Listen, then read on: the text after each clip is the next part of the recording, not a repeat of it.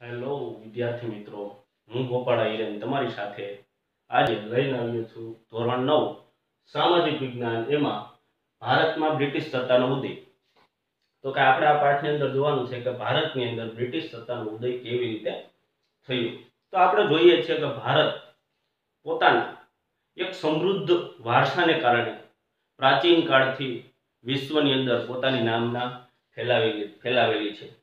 તો આ ભારતની સમૃદ્ધિને જોઈ અને અનેક વિદેશી પ્રજા ભારત સાથે વ્યાપાર કરવા માટે આકર્ષિત થઈ છે, અને આ જ આકર્ષણથી ઘણી પ્રજા ભારત સાથે વ્યાપાર કરતી.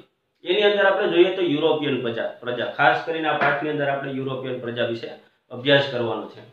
તેમાં જોઈએ તો યુરોપિયન પ્રજા, જે ભારત અને યુરોપિયન પ્રજાનો વ્યાપાર પ્રાચીન કાળથી ચાલતો હતો. એ ચાલતો હતો આપણે જોઈએ તો જળ અને જમીન માર્ગ છે, એ બંને માર્ગે ભારત સાથે વ્યાપાર ચાલતો હતો. પરંતુ 1453 ની અંદર તુર્ક મુસલમાનોએ ઇસ્તંબુલ એટલે કે કોન્સ્ટન્ટિનોપલ એ જીતી લીધું, અને ત્યારબાદ જે જળ અને જમીન માર્ગે જે ભારત સાથે જે યુરોપના દેશોનો વ્યાપાર ચાલતો હતો એ બંધ થયો.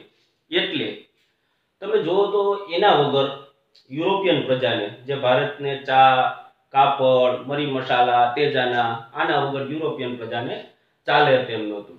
એટલા માટે એ લોકોને નવો એક જળમાર્ગ શોધવા માટે પ્રયત્નની શરૂઆત કરવી પડી. અને આપણે જોઈએ તો ભારતમાં નવો જળમાર્ગ શોધવા માટે પ્રયત્નો ઘણા થયા. એની અંદર આપણે જોઈએ તો એક નવા યુગનો આરંભ થયો. નવા યુગનો આરંભ એટલે કે ભૌગોલિક શોધખોળનો યુગ, એટલે કે નવા પ્રદેશો શોધાયા. આ સમયની અંદર એવું જોઈએ તો 15મી સદીની આસપાસ ઘણા નવા પ્રદેશો શોધાયા હતા. એમાં આપણે સૌપ્રથમ એમાં પહેલો પોઈન્ટ છે ભારત તરફ આવવાના જળમાર્ગની શોધ.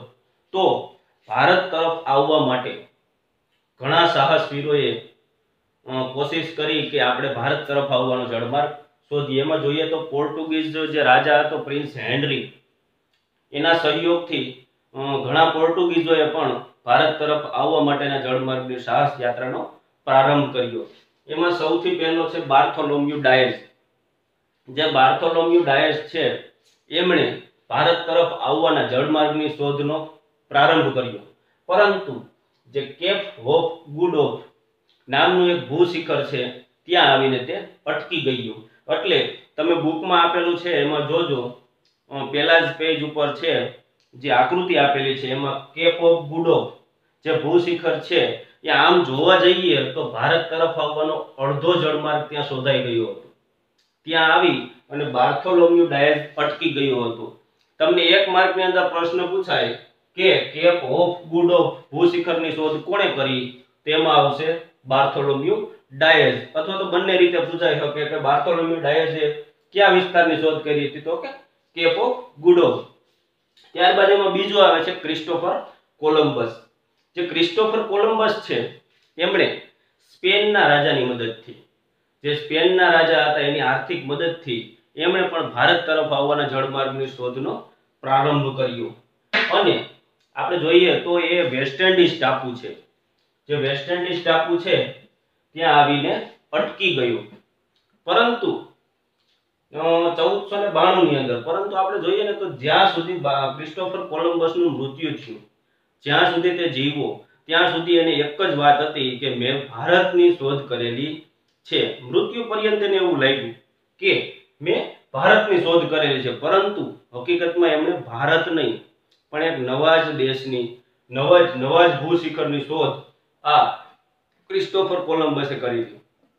આ જોઈ અને અમેરિકો વેસ્પુચી છે, એમણે એવું કીધું કે ક્રિસ્ટોફર કોલંબસે ભારત નહીં પણ એ જ નવું જ ભૂશિખરની શોધ કરી છે, એવું કહેનાર હતો અમેરિકો વેસ્પુચી. અને એના કારણે જ જે ક્રિસ્ટોફર કોલંબસે જે ભૂશિખરની શોધ કરી એનું નામ પડ્યું અમેરિકા. એટલે કે અમેરિકાનો શોધક કોણ, તો આવશે ક્રિસ્ટોફર કોલંબસ. અમેરિકા નામ કેના ઉપરથી પડ્યું, તો કે અમેરિકો વેસ્પુચીથી. અમેરિકાની શોધ બાર્થોલોમ્યુ ડાયસે કેટલાની સાલમાં કરી હતી, તો કે 1492 ની અંદર. તો કે ક્રિસ્ટોફર કોલંબસની યાત્રા ક્યાં આવીને અટકી ગઈ હતી, તો કે વેસ્ટ ઇન્ડિઝ ટાપુ ગમે એ રીતે પ્રશ્ન પૂછાય પણ પ્રશ્ન આની અંદરથી જ હશે। ત્યારબાદ જોઈએ તેના પછી આવે છે પોર્ટુગીઝ નાવિક વાસ્કો દી ગામા। આ જે પોર્ટુગીઝ નાવિક છે વાસ્કો દી ગામા એમણે ખરા અર્થમાં ભારત આવવાના જળમાર્ગની શોધ કરેલી હતી 1498 માં।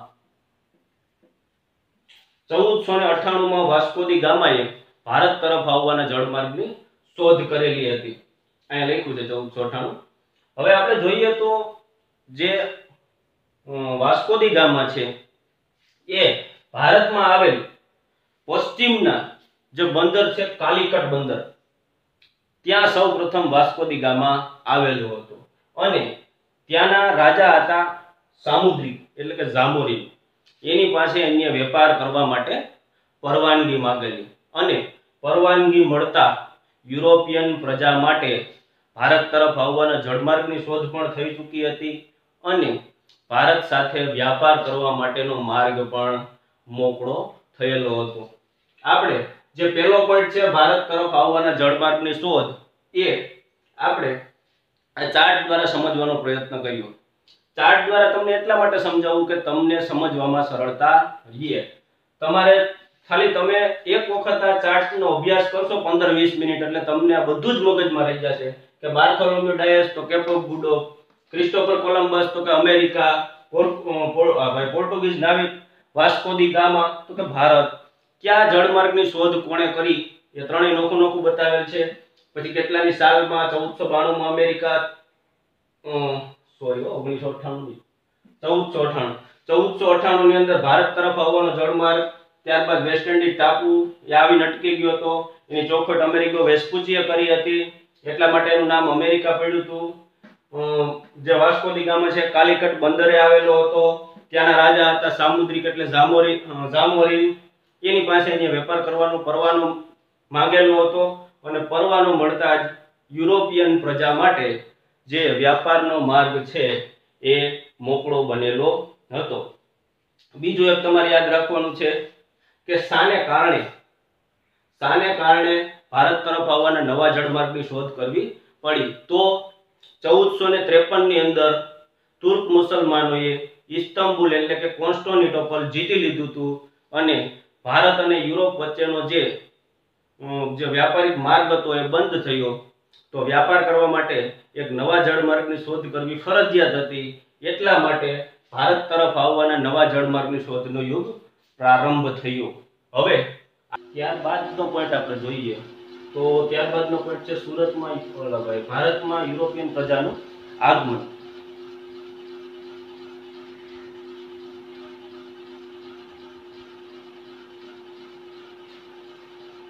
ત્યારબાદનો પોઈન્ટ આપણે જોઈએ તો એ બાદનો પોઈન્ટ છે ભારતમાં યુરોપિયન પ્રજાનું આગમન એટલે કે ભારતની અંદર યુરોપિયન પ્રજાનું જે આગમન થયું। આપણે મેં તમને વાત કરી હતી એમ ખાસ કરીને આપણે જોવાનું છે કે ભારતની અંદર યુરોપિયન પ્રજા કઈ રીતે આવી। તો એની અંદર આપણે જોઈએ તો સૌપ્રથમ આપણે વાત થઈ હતી તો પોર્ટુગીઝો ભારતની અંદર આવેલા હતા 1498 ની અંદર, ત્યારબાદ હોલેન્ડની ડચ પ્રજા, એના પછી ડેનમાર્કની ડેનિશ, એના પછી ઇંગ્લેન્ડ એટલે કે અંગ્રેજો અને એના પછી છેલ્લે ફ્રેન્ચો। આ બધી સ્ટેપ બાય સ્ટેપ છે। પોર્ટુગીઝ એટલે કે ફિરંગીઓ, હોલેન્ડની ડચ પ્રજા એટલે કે વલંદાઓ, ડેનમાર્કની ડેનિશ, ઇંગ્લેન્ડના અંગ્રેજો અને ફ્રેન્ચો તો સૌથી છેલ્લે આવેલા હતા। આ કોઠો પણ તમને એટલા માટે જ બતાવેલો છે કે તમને સ્ટેપ બાય સ્ટેપ યાદ રહે। તો સૌપ્રથમ આપણે જોઈએ તો ફિરંગીઓ 1498 ની અંદર આપણે જેમ વાત થઈ હતી એમ કાલિકટ બંદરે વાસ્કો દી ગામા પહોંચ્યો પોતાના જહાજ સાથે અને ત્યાંના રાજા સામુદ્રિક એટલે કે જામોરિન પાસે વેપાર કરવાનો પરવાનો મેળવ્યો।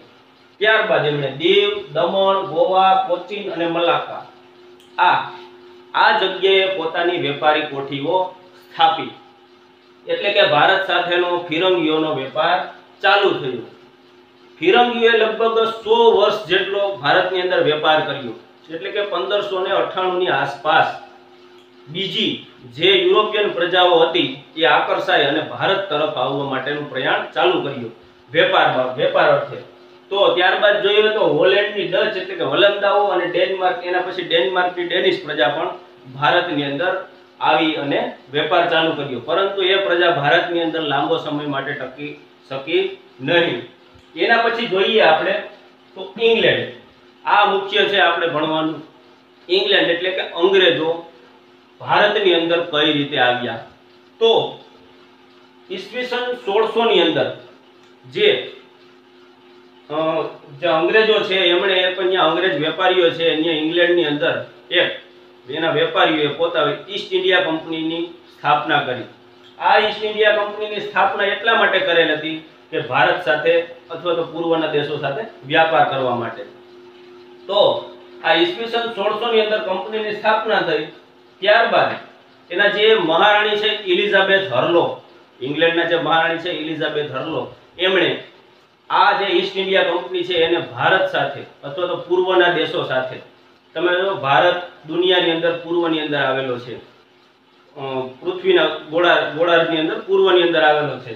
તો પૂર્વના દેશો સાથે આ ઈસ્ટ ઇન્ડિયા કંપનીને વેપાર કરવાનો પરવાનો આપ્યો. ત્યારબાદ 1608 ની અંદર એમનું પ્રથમ જે જહાજ છે ઈસ્ટ ઇન્ડિયા કંપનીનું પ્રથમ જહાજ એ સુરત બંદરે આવી પહોંચ્યું અને એના જે કપ્તાન હતા એ હોકિન્સ હતા.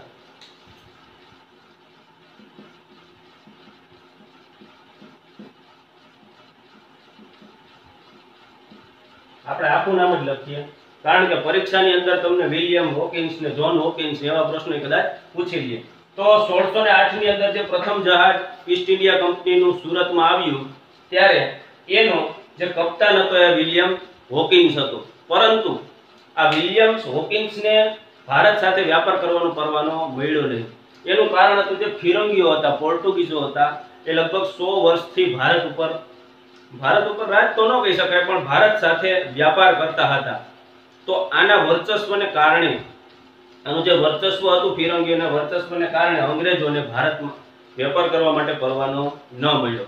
પરંતુ ત્યારબાદ જોઈએ તો આપણા પુસ્તકની અંદર નથી પણ 1912 ની અંદર એનું બીજું જહાજ એ ભારતના સુરત બંદરે આવ્યું અને એનો કપ્તાન હતો એ સર ટોમસ રો હતો. આ તો ખાલી ફક્ત તમારી જાણ માટે જ છે. સર ટોમસ રો હતો. આ સર ટોમસ રોને 1612 ની અંદર ભારતમાં વેપાર કરવાનો પરવાનો મળ્યો જહાંગીર પાસેથી. 1613 જહાંગીર પાસેથી પરવાનો મળ્યો. હકીકતમાં 1612 ની અંદર એનું જહાજ આવ્યું હતું અને 13 ની અંદર એને પરવાનો જહાંગીર પાસેથી મળ્યો.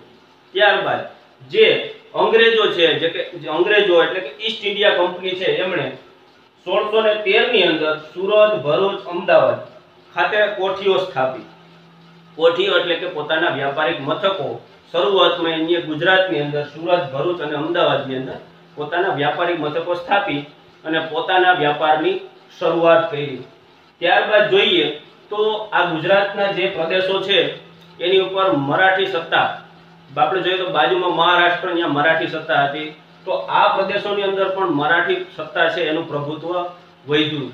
આને કારણે જે ઈસ્ટ ઇન્ડિયા કંપની છે એ કંપનીને એવું જોખમ વર્તાયું કે આપણા જે ભારત સાથેનો વ્યાપાર છે એ જોખમમાં છે. એટલે એમણે જે દક્ષિણના રાજ્યો છે ત્યાં પોતાની કોઠીઓ સ્થાપવાનું, વ્યાપારી કોઠીઓ સ્થાપવાનું શરૂ કર્યું અને એમણે આંધ્રપ્રદેશની અંદર મછલીપટ્ટમ, ચેન્નઈની અંદર સેન્ટ જ્યોર્જ અને કલકત્તાની અંદર ફોર્ટ વિલિયમ્સ ખાતે પણ પોતાની વ્યાપારી મથકોની સ્થાપના કરી અને જે મુંબઈ છે એને પોતાનું વડું મથક બનાવ્યું.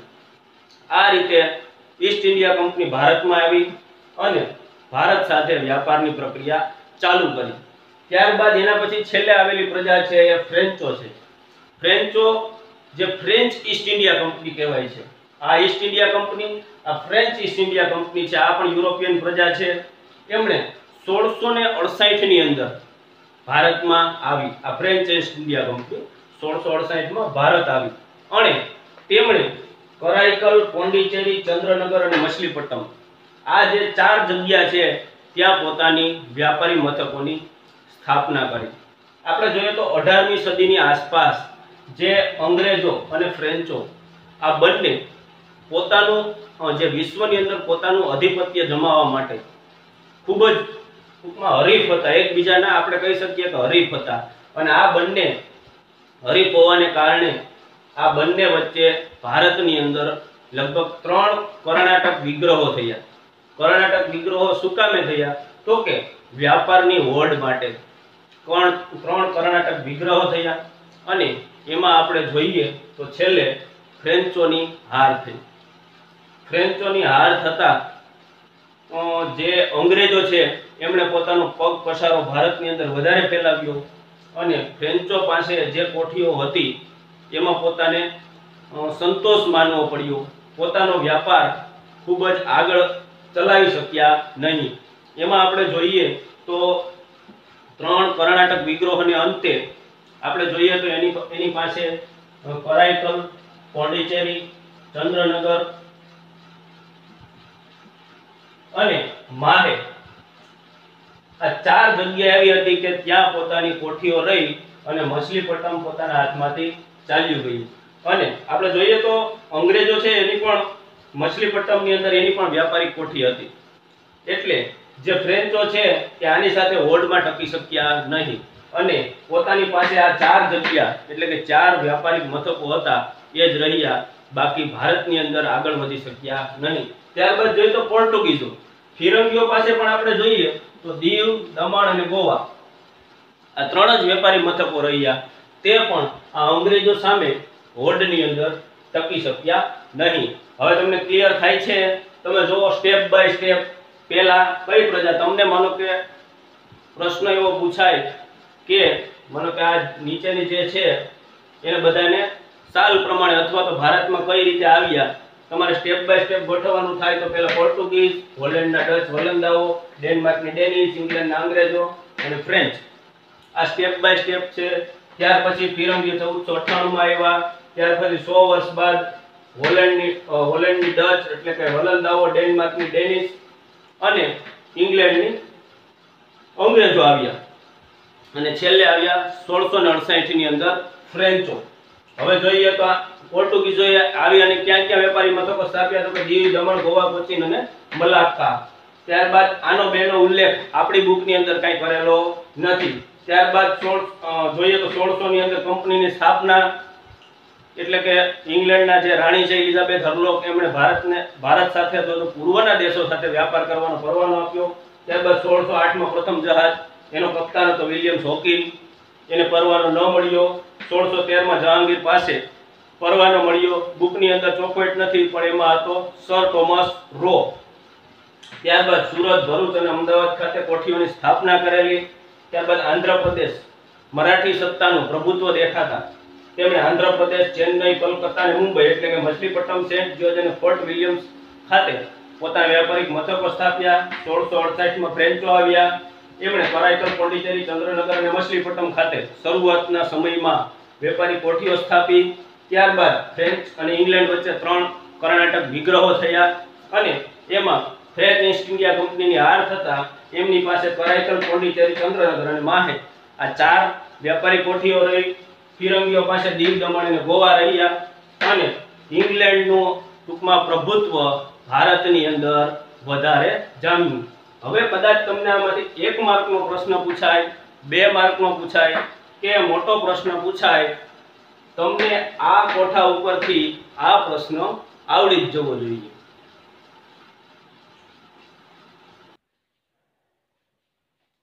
આપણે વિદેશીઓ પ્રજા ભારતમાં કઈ રીતે આવી એ જોયું. એના પછીનો ચાર્ટ છે યુદ્ધો. આ પાઠની અંદર ટોટલ આપણે 2 યુદ્ધ વિશે ભણવાનું છે. એક છે પ્લાસીનું યુદ્ધ અને એક છે બક્સરનું યુદ્ધ. આ પણ આપણે એક આ કોઠા દ્વારા જ સમજશું.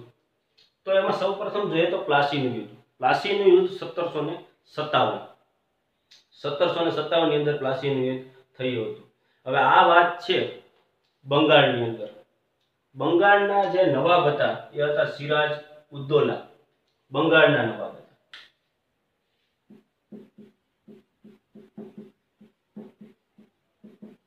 બંગાળના નવાબ હતા સિરાજ ઉદ્દૌલા. હવે સિરાજ ઉદ્દૌલાનો સ્વભાવ ઉતાવળિયો હતો અને આ ઉતાવળિયા સ્વભાવને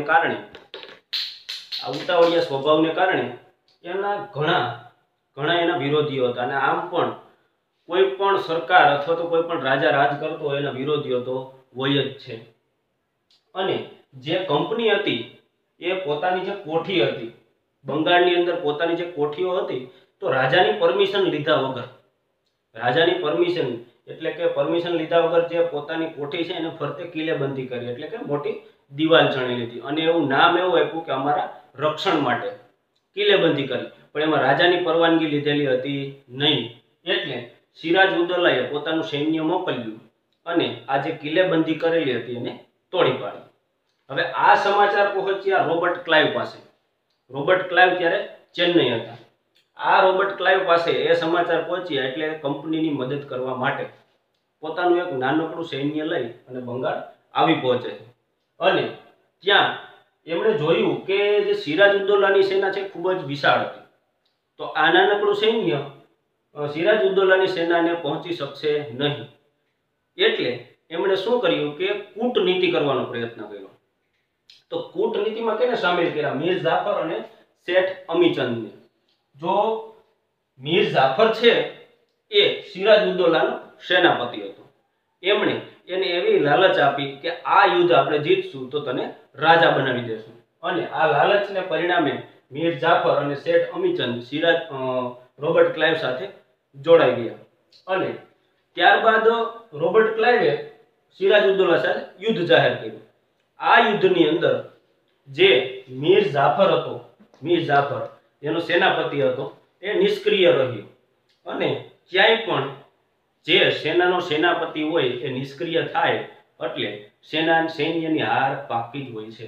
એટલે સિરાજ જે મીર જાફર છે એ નિષ્ક્રિય રહ્યો. એટલે જે સિરાજ ઉદ્દૌલાની જે સૈન્ય છે અથવા તો સિરાજ ઉદ્દૌલા છે એ માત્ર ઇતિહાસની અંદર માત્ર અડધા દિવસની જ અંદર આ પ્લાસીનું યુદ્ધ સિરાજ ઉદ્દૌલા હારી ગયું.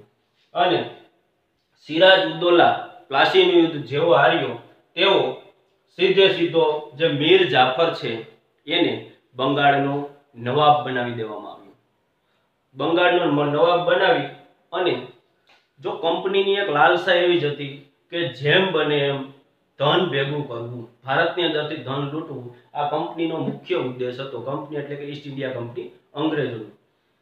તો જે મીર જાફર હતો એ કોનો બેસાડેલો રાજા હતો? તો કે કંપનીનો, એટલે કે ઈસ્ટ ઇન્ડિયા કંપની અથવા તો અંગ્રેજોએ બેસાડેલો જે નવાબ હતો. અને એની જે કંપનીની છે તે લાલસા ખૂબ જ હતી. એટલા માટે એમણે મીર જાફરને ગાદી ઉપર બેસાડ્યો. મીર જાફરને ગાદી ઉપર બેસાડ્યા બાદ જે કંપની છે એને આ યુદ્ધમાંથી એટલે કે પ્લાસીના યુદ્ધમાંથી કંપનીને 24 પરગણા જાગીર મળી. એટલે કે આપણે અત્યારે જે ટેક્સ કહીએ છીએ ત્યારે વેરો કહેવાતો. એટલે કે 24 ગામની અંદરથી 24 પરગણા એટલે 24 ગામની અંદરથી પોતાને વેરો ઉઘરાવવા માટેની પરમિશન આ મીર જાફર દ્વારા એને મળેલી હતી. ત્યારબાદ જોઈએ તો આપણે બક્સરનું યુદ્ધ આવે. બક્સરનું યુદ્ધ 1764માં. આપણે પ્લાસીના યુદ્ધમાં જોયું કે મીર જાફર રાજા બની ગયો. તો જે કંપનીની લાલસા હતી ને એ ખૂબ જ વધારે હતી અને એ લાલસા વધતી જ જતી હતી. તો મીર જાફરે કંપનીનો વિરોધ કર્યો. તો વિરોધ કર્યો એટલે કે કંપનીએ મીર જાફરને ગાદી ઉપરથી ખસેડી અને મીર કાસિમને બંગાળનો નવાબ બનાવી દીધો. ત્યારબાદ જોયું તો મીર કાસિમ છે ને એ મીર જાફર કરતા પણ વધારે મહત્વકાંક્ષી હતો. એટલે એમણે તો કંપનીનો મીર જાફર કરતા પણ વધારે વિરોધ કરેલો. એટલે કંપનીએ ફરીથી મીર કાસિમને હટાવી ફરીથી મીર જાફરને બંગાળનો નવાબ બનાવી દેવામાં આવ્યો. એટલે જે મીર કાસિમ એને કંપની પ્રત્યે રોષ ઉત્પન્ન થયો અને મીર કાસિમ પહોંચી ગયો અવધના નવાબ પાસે. ત્યારે જે અવધના નવાબ છે એની મદદ લેવા માટે, કારણ કે એને ઈસ્ટ ઇન્ડિયા કંપની સામે, અંગ્રેજો સામે યુદ્ધ કરવું હતું. એટલા માટે અવધના નવાબના શરણે ગયો. અને એ જ સમયે ત્યાં શાહ આલમ પણ આવેલા હતા. મુગલ બાદશાહ શાહ આલમ એ પણ ત્યાં આવેલા હતા. તો અવધના નવાબ, શાહ આલમ અને મીર કાસિમ એની ત્રણેય સૈન્ય એટલે કે સંયુક્ત સૈન્ય સાથે મળી અને કંપની સામે યુદ્ધ જાહેર કર્યું અને એને આપણે કહીએ છીએ બક્સરનું યુદ્ધ. તો આપણે આ જોયું, મીર જાફરને હટાવી મીર કાસિમને નવાબ, મીર કાસિમને હટાવી મીર જાફરને ફરીથી નવાબ બનાવ્યો. પછી આ સંયુક્ત સૈન્ય છે, આ સંયુક્ત સૈન્ય ત્રણેયનું મીર કાસિમ, અવધના નવાબ અને શાહ આલમ સંયુક્ત સૈન્યએ જે યુદ્ધ જાહેર કર્યું એમાં સંયુક્ત સૈન્યની હાર થઈ.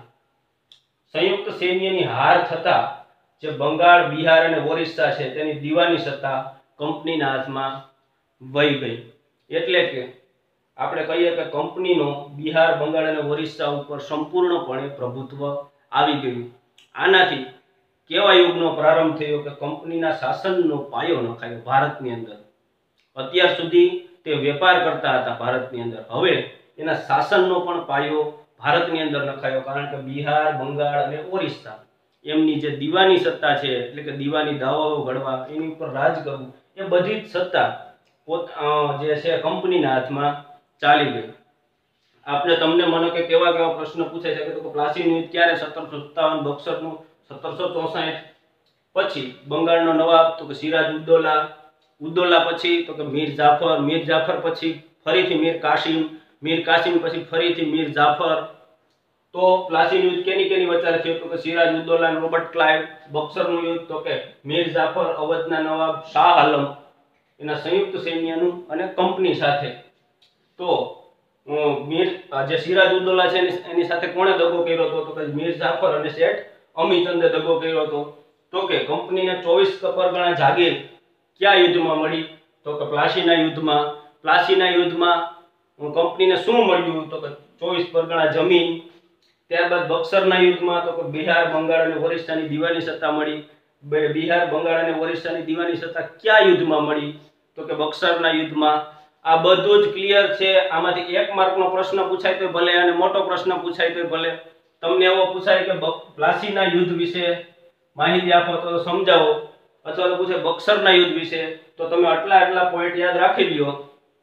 આ પોઈન્ટ એવા છે, માનો કે આપણે પેલા વાર્તા આવતી, એમાં અમુક પોઈન્ટ આપેલા હોય, પછી પોઈન્ટ જોડતા જવાના અને આપણા જે વિચારો છે એમાં નાખતા જવાના, અને આપણે વાર્તા બનાવતા.